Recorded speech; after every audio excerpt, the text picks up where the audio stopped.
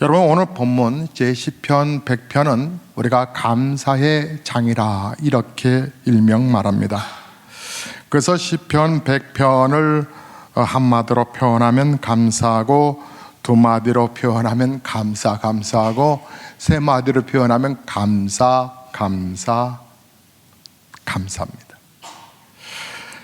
여러분, 하나님은 오늘 우리에게 하나님은 뭘 부족해서 우리에게 말씀하신 건 아닌데, 하나님께서 우리에게 요구하신 것이 있는데 감사라고 하는 단어입니다. 여러분, 촛불에 감사하면 하나님이 별빛의 은혜를 주신다면서요. 별빛 바라보고 감사하면 하나님이 달빛의 은혜를 주신다면서요. 달빛을 바라보고 감사하면 햇볕을 볼 수 있는 또 은혜를 허락하신다면서요. 작은 것에 대한 감사가 내 삶에 광명이 비치는 것을 얘기하고 있습니다. 여러분, 그렇기 때문에 역경의 때에 감사하면 역경이 끝이 나고, 좋은 일에 감사하면 더욱 좋은 일들이 이어져 간다는 얘기죠. 불행할 때 감사하면 그 불행을 저주스러워하지 아니하고, 감사하면 그 불행은 끝이 나고, 여러분, 형통할 때 감사하면 그 형통함이 계속 이어져 간다는 것입니다. 가난이라고 하는 것은 너무 불편합니다. 너무 힘듭니다. 생활하기가 정말 버겁습니다. 하지만 가난은 우리에게 불편함과 고통을 가져다 줄 수 있을지 모르지만, 가난 때문에 불행하지만은 않습니다. 왜냐하면 부자 가운데서도 불행하게 사는 사람들이 참 많기 때문입니다. 여러분, 가난 속에서도 감사하면 마음에 이상하게도 기쁨이 솟아오르는 행복이 있습니다. 이것이 감사의 능력이라 말하겠죠.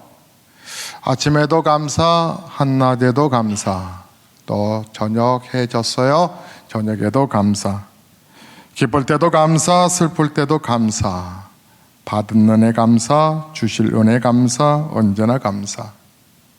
뒤돌아보며 감사, 깨닫게 해주셔서 감사, 이 자리에 있게 해주셔서 감사, 모든 일에 감사. 하나님은 감사의 제사를 기쁘게 받으신다 그러셨습니다. 저는 오늘 대표 기도한 우리 손지사님의 기도를 들으면서 마음속에 감사했습니다. 우리 집사님이 하나님의 귀한 은혜를 고백하는 고백이 가슴에서, 그리고 생활에 전반적으로 흘러가는 감사가 되기를 축복합니다. 사랑하는 성도 여러분, 여러분의 삶 속에 정말 나라 시국처럼 복잡한 부분, 오늘 예배를 들으면서 여러분 다 정돈되기를 주의 이름으로 축복합니다. 여러분, 성경의 오늘 본문 말씀에는 우리에게 몇 가지를 알려주십니다. 역동적으로 표현하신 말씀들이 있는데, 1절의 말씀을 보면 우리에게 이렇게 말씀하시죠. 1절 다 함께 읽어보실까요? 온 땅이여 여호와께 즐거운 찬송을 부를지어다. 즐거운 찬송을 부를지어다. 그런데 이 원문을 살펴보면 이 절이요, 어떻게 표현되냐면 온 땅이요, 온 백성들이요, 여호와께 크게 외치라, 이렇게 표현되어 있습니다. 외치라, 즐거이 부를지어다, 이 표현을 외치라, 즐겁게 외치라라고 하는 것입니다. 고마운 마음이 아무리 많아도 여러분 표현하지 아니하면 상대방은 모릅니다. 사랑하는 것도 남녀 간의 사랑도 고백하지 아니하면 모릅니다. 그래서 나중에 달 보고 웁니다. 별 보고 웁니다. 갑돌이와 갑순이는 한 마을에 살았더래요. 둘이는 서로 사랑을 했더래요. 그러나 갑순이가 시집을 갔더래요.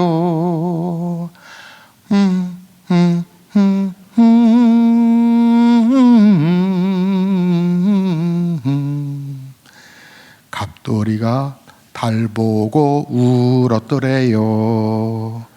그러다가 갑돌이도 화가 나서 장가 갔더래요. 그 내용들이에요. 이렇게 썩 장가 간 날 또 첫날 밤에 갑돌이도 별 보고 울고 갑순이는 달 보고 울고, 내용이 표현을 못해서. 자, 우리 옆에 계신 분 지금 표현 한번 해보겠습니다. 주의 이름으로 축복합니다. 주의 이름으로 사랑합니다. 교회 이전하기 전에 여러분, 표현하지 못하면 모릅니다. 고마운 사람이 아무리 많아도 표현하지 않으면 모릅니다. 하나님께서는 속으로 말하는 것도 다 들으실 수 있지만 적극적으로 큰 소리로 외치라, 부르라 말씀합니다. 큰 소리로 찬양하는 것이 하나님께 드릴 수 있는 감사의 방법입니다. 우리가 감사절 하면 돈만 생각하는데 아니에요. 하나님은 오늘 이 시간에 감사를 고백해 보라고 말씀하십니다. 감사는 표현해야 내 것이 됩니다. 감사합니다 라고 말할 때 마음속에서 저는 우리 성도님들이 서로 저하고 어떤 문자나 아니면 기도 제목을 나눌 때 끝에 항상 쓰는 단어가 감사합니다, 고맙습니다. 여러분, 감사합니다라고 큰 소리로 표현할 때에 듣는 분도 함께 그 사랑을 느껴가게 되지요. 감사는 받았다고 알리는 것 아닙니까? 감사의 고백은 선물을 했는데 아무런 반응이 없으면 선물을 준 사람은 상대방이 안 받았나, 아니면 이 선물이 마음에 들지 않나 오해하기 십상입니다. 부모는 아마도 이 마음은 어쩔 수 없을 것 같은데 하나님도 동일한 마음이 아닐까 생각합니다. 하나님이 주신 것들이 있으면 그냥 받고 감사합니다 하면 좋겠는데 표현도 안 해, 오히려 주는 것도 짜증내, 그러면 하나님도 저처럼 죽이고 싶을 겁니다. 하지만 또 그것도 생각 다 또 잊혀지지 않습니까? 감사합니다 라고 하는 고백은 표현하는 표현이야말로 모두를 행복하게 할 수 있다는 얘기입니다. 여러분, 감사 고백은 성숙한 교회의 모습이라고 생각이 듭니다. 그런데 여러분 아십니까? 하나님 앞에 나오라고 말씀합니다. 여러분, 2절의 말씀을 보면 기쁨으로 여호와를 섬기며 노래하면서 그의 앞에 나아갈지어다. 예, 나아갈지어다. 나오라 말씀하십니다. 예배하러 나오는 것이 감사의 방법이라는 거 아세요? 나와서 예배하며 큰 소리로 외쳐야 합니다. 받은 은혜 감사하고 또 받을 은혜에 대해서 감사하고 큰 소리로 외쳐가는 것입니다. 여러분, 누가복음 17장을 보면 나병 환자가 고침받은 10명의 나병 환자가 있었는데 그 가운데서, 그러니까 그 당시에 나병 환자는요, 지금의 암병보다도 더 무서운 병입니다. 예, 치료가 없었어요. 또 전염병이 있었기 때문에 이 사회 무리 속에 들어올 수 없었던 그런 사람들이었습니다. 그런데 예수님께서 그들을 고쳐주셨습니다. 이보다 더 큰 놀라운 은혜가 어디 있겠어요? 기가 막힌 것은, 그런데 예수님께 돌아와서 감사한 사람은요, 유대인들이 9명이 있었고 사마리아인 사람이라고 1명 있었는데, 유대인과 사마리아는요, 여러분, 우리가 새벽마다 지금 하박국서 공부하고 있죠? 북이스라엘과 남유다와 같이 북이스라엘이 변질된 신앙을 갖고 있었단 말이에요. 나중에는 이제 통합이 이렇게 다 같이 나라 망하다가 다시 다 회복되지만, 남유다는 하나님을 바로 섬기려고 했던 그런 열정이 있었고 믿음이 있었어요. 그 사람들이 바라봤을 때 이쪽에 있는 북이스라엘은 정말 그게 사마리아 사람들도 섞여 있었는데, 그래서 사마리아인들을 그때부터 경계하기 시작했던 것입니다. 상당히 사마리아 사람들은 사람 취급하지 않냐고 귀 취급했거든요. 예수님도 그렇게 표현하셨던 거 기억나세요? 사마리아 여인이 딸이 아파합니다, 우리 예수님 고쳐주세요 하니까 뭐라 그래요? 주인의 상에서 떨어지는 부스러기, 사마리아 여인에게 상종하지 않는 법인데 네가 왜 나한테 와서 이렇게 문제를 해결해 달라고 하느냐. 그러자 우리 예수님이 그 말씀하실 때 이 여인이 시험 들지 아니하고 개들도 제 주인의 상에서 떨어지는 부스러기 먹지 않습니까? 나는 개가 돼도 좋사오니 그 음식 저도 좀 주십시오. 그자 우리 예수님께서 큰 은혜 받으셨죠. 이스라엘에서도 이만한 믿음 찾아보지 못했는데 이 여인 참 훌륭하다 그러셨습니다. 그런데 여기에 나병 환자 10명 가운데서 한 사람이 사마리아 사람이었는데, 근데 이 사람 한 사람만이 예수님께 와서 감사했습니다. 여러분 어떻습니까? 예수님이 굳이 감사 소리 들으시려고 환자들 고치셨나? 그거 아니실 텐데, 그런데 우리 예수님도 찾으셨다는 얘기죠. 누가 감사하나 보셨다는 얘기입니다. 우리 예수님 그래서 다른 9사람 어디 갔냐 물어보셨어요. 자기 몸이 나병, 그러니까 이 문둥병이 고침받은 것을 알고 펄쩍펄쩍 뛰어갔던 사람들, 다른 사람 그 9명도 어디 갔냐 물어보셨어요. 어디 갔을까? 아마 친구 만나지 않았을까? 나 이제 환자 아니야. 또 가족들 친척들 만나지 않았을까? 내가 고침 받았다라고 하는 거 얘기 아니라고 바빠서 예수님께 못 올 수도 있겠지요. 그 좋은 기분이야 충분히 이해가 되는데, 그런데 문제는 감사를 해야 하겠다라고 하는 생각이 없었다라고 하는 것입니다. 9명은 나병에서 고침받고도 받은 큰 은혜, 그것을 잊었다는 얘기죠. 그래서 9명은 나병을 고침받았지만 더 큰 문제인 죄사함의 문제는 복을 받지 못했습니다. 예수님께 즉시 돌아와서 감사를 드렸던 사마리아 한 사람만이 나병도, 이 문둥병도 고침받고 죄사함도 받았다는 얘기입니다. 여러분, 하나님이 내게 은혜를 주셨을 때에 하나님 제가 이런 은혜 받았습니다 라고 감사하는 것은 얼마나 놀라운 일인지 모릅니다. 은혜가 계속해서 은혜가 되는 역사가 일어나는 것이기 때문에 그렇습니다. 기가 막힌 것은 하나님께로부터 놀라운 은혜를 받고 살면서도 당연한 일인 줄 알고 넘기는 현실이 우리의 문제가 아닐런지요. 사람들은 엄청난 은혜를 받고도 당연한 일로 생각합니다. 여러분, 우리가 80년대 초반에 70년대와 정말 군사정권 속에서 민주화를 위해서 얼마나 피 흘림이 있었습니까? 얼마나 많은 사람들이 투옥을 당하고 고통을 당했습니까? 지금 우리가 아는 정말 나라를 향한 안타까움하고 질이 좀 다르죠? 그때에 비해서 정말 우리가 얼마나 민주국가로 살아갑니까? 사람들은 이 엄청난 정말 하나님의 은혜를 받고도 당연하게 생각합니다. 여러분 한번 접근해 보실까요? 여러분 개인적인 삶으로 여러분 숨 쉬고 사는 거 당연합니까?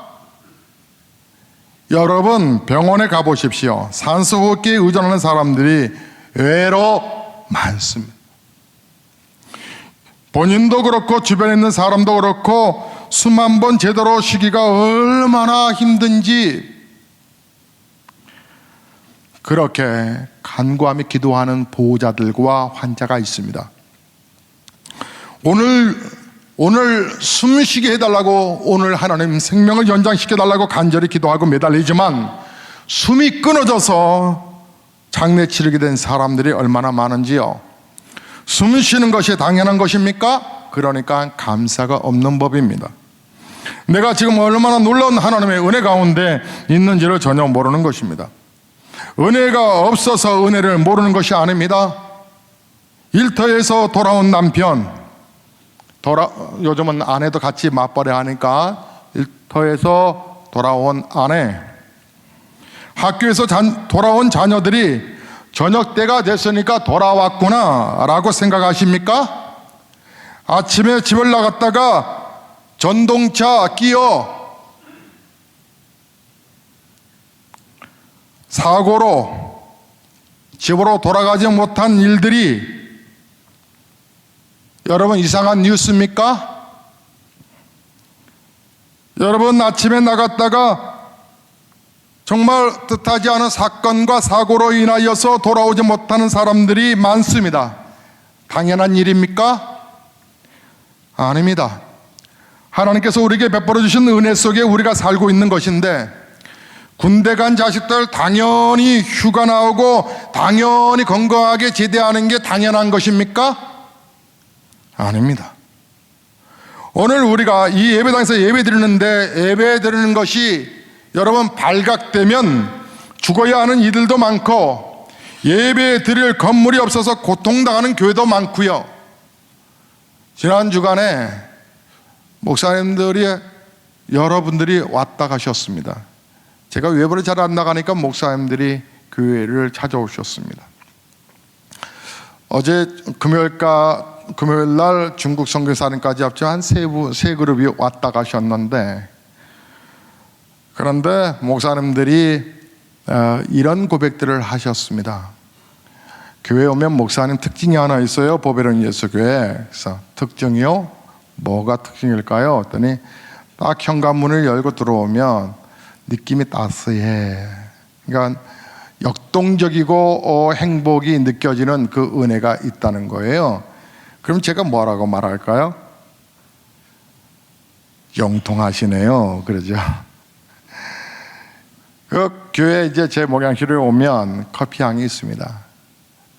제가 예배 3부 예배 끝나고 VIP를 영접합니다. VIP들이 누구냐면 어린아이들입니다. 어린아이들이 VIP입니다, 저에게. 그래서 아이들이 목양실에 아주 부담 없이 들어옵니다. 그래서 의자에 이제 애들이 좀 의자가 한계가 있으니까 둘이서 한 의자에 앉기도 하고, 또 의자와 의자의 턱을 또 앉기도 하고, 어떤 놈은 정 없으면 목사 옆에 딱 기대어서 목사 테이블 옆에 있는 곳에 앉아서 이렇게 봅니다. 그 아이들이 저에게 VIP고 오늘도 간식을 준비해 놨습니다. 커피 향이 있습니다. 그 애들이 휘젓고 가고 커피 향이 있어서 그런가요? 목양실 오니까 더 따스함이 느껴져요. 그럽니다. 그러면서 목사님들이 차를 한잔 마시고 가시면서 꼭 이구동성으로 하는 얘기가 있습니다. 부럽습니다 말합니다. 뭐가요? 교회 건물도 부럽고요, 교회 자체가 부럽습니다. 우리 교회가 지역사회 아름답게 섬기고 있잖아요. 섬기는 교회 참 좋은 소문 나서 고맙다, 부럽습니다 라고 말하는데, 그때 세 분들이 이렇게 세 그룹들이 저는 생각하기를, 하나님, 제가 여기 목사님들이 교회를 부럽다라고 말할 정도로 제가 감사하고 있을까요? 저는 당연하게 들어오고 당연하게 예배당에 있고 당연하게 예배당 안에서 생활하면서 정말 이분들이 목사님 나 목회 20년에도 상가에서 못 벗어났는데 부러워요 라고 하는 그 말들이 나는 정말 감사로 고백하고 있을까? 여러분, 하나님께서 우리에게 베풀어 주신 은혜가 있는데 우리는 당연하게 생각합니다. 당연하게 생각합니다. 아내에 대해서도 당연하게 생각합니다. 여러분, 남편과 함께 똑같이 직장 생활했는데 굳이 아내가 밥을 해서 갖다 바치할 이유가 뭐가 있습니까? 왜요? 아닌가요? 아니, 같이 일을 해야지. 김미연 집사님 좋은 일 소식 들었는데 이제 곧 근무하신다면서요? 그럼 손 집사님이 돌아가면서 밥 해야지. 똑같이 버는데.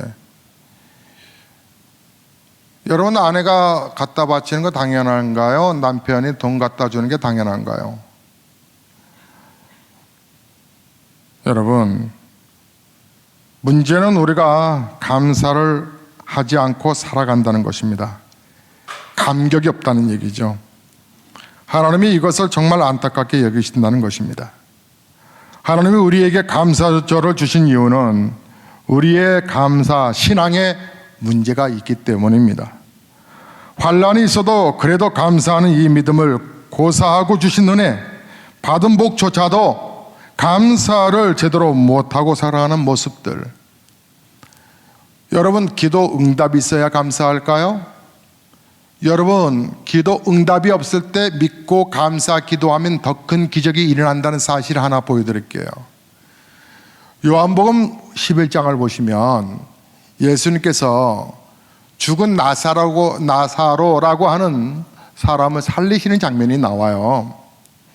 여러분, 성경을 설화나 이야기나 동화나 전설로 받아들이면 여러분에게는 하나님의 기적은 절대로 일어나지 않을 것입니다. 그러나 성경 말씀을 그 자체로 믿고 그 말씀을 순종하시면 성경의 기적이 여러분의 기적이 될 줄로 믿습니다. 그래서 교회가 여기 있는 거고요. 바로 그래서 목사는 여러분을 위해서 기도할 수 있는 것입니다. 예수님께서 이 시체가 누워있는 그 시체의 돌문을 열으라고 말씀합니다. 당시에는 시체를 바위를 파서 이렇게 집어넣는 경우들이 있었는데, 근데 짐승들이 또 뜯어 먹으니까 이렇게 돌로 이렇게 막았단 말이에요. 근데 사람들이 죽은 시체 앞에서 왜 이 무덤 앞에서 우리 예수님 왜 이러시나? 우리 예수님께서 이런 말을 하셨어요. 한번 따라해 보시겠어요? 믿기만 하면 하나님의 기적을 보리라. 네. 그리고 밀었어요. 그리고 우리 예수님 기도하신 내용을 제가 읽어드릴게요. 예수님 이렇게 하셨어요. 아버지여, 나의 기도를 항상 들으심을 감사하나이다. 아버지여, 내 말 들으신 것을 감사하다고, 항상 내 말 들으신 것을 감사합니다. 지금 사람이 아파하겠는 게 아니라 죽었어요. 그 돈 냄새 썩었다고요. 그런데 우리 예수님, 거기서부터 저와 여러분의 기도가 좀 다른 거 아닐까요? 우리 예수님 뭐라 하시냐면, 하나님 감사합니다. 더불어 항상 내 말 들으심을 감사합니다. 제 기도에 응답하심을 감사합니다라고 하는 얘기인데, 왜요? 그 앞에 우리 예수님께서 5,000명이 넘는 수많은 사람들을 배불리 먹인 사건이 하나 있었거든요. 한 꼬마가 가져온 음식인데 조그만 멸치보다 좀 크겠지만 그것을 생선이라 말하기도 그런 것 같아요. 제가 현장에서 보니까 그래요. 그렇게 생선 2마리하고 보리떡 그 조그만 거 한 5개 가져왔는데, 그걸 두고 우리 예수님께서 축사하셨다라고 하는 건 간절히 축복하며 기도했다, 감사 기도했다는 얘기예요. 그리고 나서 예수님께서 수많은 사람들을 다 배불리 먹으셨어요. 여러분, 5,000명이 넘는 수많은 사람들이 먹고도 남았다라고 말할 정도로 예수님 기적을 베푸셨거든요. 그래서 우리 예수님 더 나아가셔서 이 시체 앞에서 그런 기도 하시는 거예요. 항상 내 말 들으심을 감사합니다. 믿음으로 기도하셨고 믿음으로 능력을 나타내셨던 우리 예수님께서 하나님께 감사 기도를 해요. 그리고 나서 우리 예수님, 나사로야 나오너라 말씀하시자 나사로가 배의 동인체로 둥둥둥둥 나왔다는 얘기예요. 사랑하는 성도 여러분, 하나님 앞에 나아간다라고 하는 얘기가 뭐예요? 하나님의 기적을 사모합니다라고 하는 얘기예요. 감사함으로 하나님 앞에 나아가면 위대한 능력이 나타난다는 얘기죠. 여러분, 이경숙 전 숙명대학교 총장님이, 그분이 힘들 때는요 묵상 기도를 했다고 그래요. 여러분 꼭 기도해 보세요. 고민하지 마시고 이슬 한 잔 마시지 마시고 고민 생기면 여러분 한번 묵상 기도해 보세요. 근데 그는 더 힘들 때는 통성 기도를 했다고 그래요, 이경수 총장이. 근데 학교로 더 힘들 때는 통성 기도가 아니라 통렬 기도를 했다고 그래요. 울면서 하나님 앞에 부르짖어 기도했다고 그래요. 그리고 정말 더 힘들면 그가 통곡 기도와 더불어 감사 기도를 드렸다고 그래요. 여러분, 가장 응답받는 기도는 감사의 기도입니다. 그리스도인에게 있어서 감사의 생활, 감사의 기도보다 더 강력한 것은 없습니다. 사랑하는 성도 여러분, 우리가 추수감사절을 이제 준비하면서 여러분, 감사에 하나님께서 주신 은혜가 무엇인가? 여러분 정말 생각해 볼 수 있기를 바라는데, 여러분 인도의 시성 타고르가 감사의 분량이 곧 행복의 분량이라고 그랬습니다. 감사의 분량이 행복의 분량이다. 감사가 행복 경쟁력이 있다는 얘기입니다. 빌헤름 멜로가 하는 고백이, 가장 행복한 사람들은 가장 많이 소유한 사람들이 아니라 가장 많이 감사하는 사람들이라고 그랬습니다. 행복은 소유에 정비하기보다는 감사에 정비한다는 얘기입니다. 탈무드에 이런 말이 있습니다. 이 세상에서 가장 제일 지혜로운 사람은 누구인가? 어떤 경우에도 배움의 자세를 갖는 사람이다. 그렇다면 이 세상에서 가장 강한 사람은 어떤 사람인가? 자신과의 싸움에서 이기는 사람이다. 그리고 이 세상에서 제일 행복한 사람은 누구인가? 지금 이 모습 이대로를 받아들이고 감사하면서 사는 사람이다. 감사한 만큼 인생은 행복해집니다. 우리 다시 한번 큰 소리로 우리 옆 사람과 인사해 보겠습니다.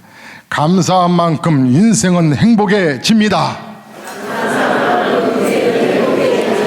감사한 만큼 우리 교회는 더 행복해집니다. 네, 감사합니다. 헬라의 철학자 아리스토텔레스는 행복은 감사하는 사람들의 것이다 그랬습니다. 감사는 행복의 문을 여는 열쇠입니다. 여러분, 감사를 한번 돌아보십시오. 여러분, 감사의 내용을 한번 찾아보십시오.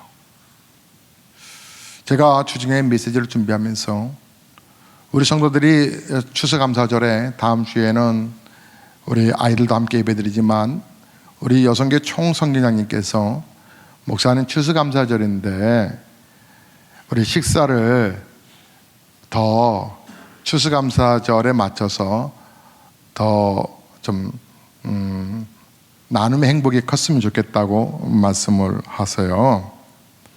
그러니까 국밥 먹지 말고 이제 뷔페 먹자는 얘기죠. 그래서 수고하시는 것이 너무 늘 애쓰고 수고하시는 분이 좀 수고하시는 것이 좀 죄송스럽긴 한데 추수감사절이어서 또 하나님께 또 새 가족들도 또 계속 보내주시고 그러셔서 축제 식탁을 준비했으면 좋겠다 그래서 힘들지 않게 그러나 좀 해보십시오. 그런데 너무 감사한 거예요. 다음 주에 여러분 식사 꼭 스케줄을 교회에서 드실 수 있도록 하세요. 네.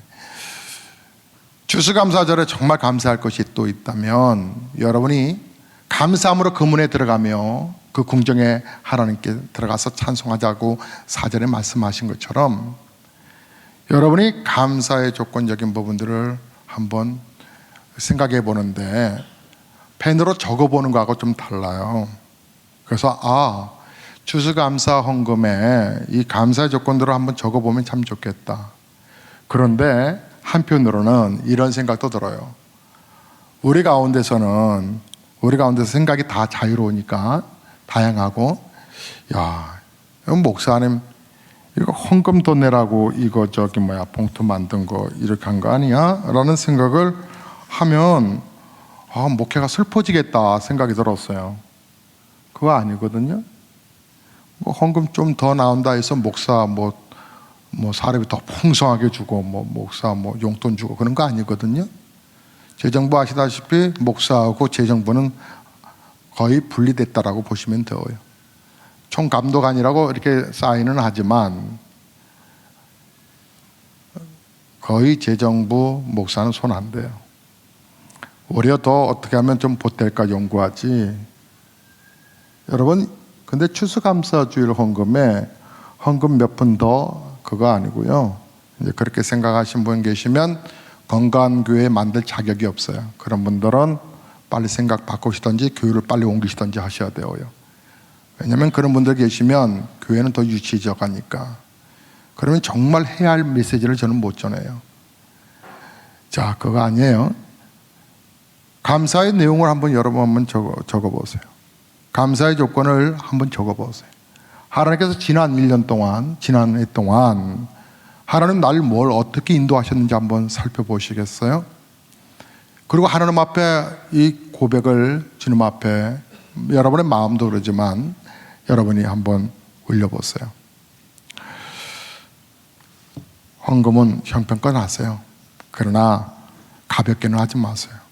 헌금도 거룩한 부담이 있어야 되니까요. 다른 절기와 다른 날이니까. 여러분이 7가지 적다 보면 제가 설교 제목이 그거예요. 7가지 감사 내용 고백하면, 여러분 7가지를 찾아보면 말이에요, 여러분 안에서 정말 감사가, 행복이 넘쳐날 거예요. 정말 왼수 같고 정말 섭섭하고 정말 어떻게 나에게 이렇게 대할 수 있나. 근데 모든 것들이 다 바뀌어질 거예요. 감사의 조건을 쓰면 내가 부족함이 내가 보일 거예요. 그리고 하나님의 은혜 앞에 정말 감사할 거예요. 다음 주 목사가 추수감사절 예배 드릴 때 여러분과 함께 드려지는 예배가 감사의 축제가 됐으면 참 좋겠어요. 그리고 예배 끝나서 만난 우리 밥 먹자고요. 사랑하는 성도 여러분, 한 주간도 믿음으로 승리하시고, 이제 오늘 예배 끝나고 당장 만나는 사람들에게 감사를 고백하시고, 특별히 아내들 또 남편들께서 집에 가셔서 서로가 감사하다고, 내 옆에 있어줘서 고맙다고 꼭 감사 고백하시고, 아이들에게도 감사를 좀 잘 표현했으면 좋겠습니다. 아이들에게도 봉투 하나씩 다 주세요. 그래서 아이들도 네가 하나님께서 지켜주신 거 감사 내용이 뭔지 한번 적어보렴. 신앙으로 잘 양육하세요. 믿음 안에서 하나님의 은혜 속에서 큰 인물로 성장할 줄로 믿습니다. 자, 우리 찬송하시죠.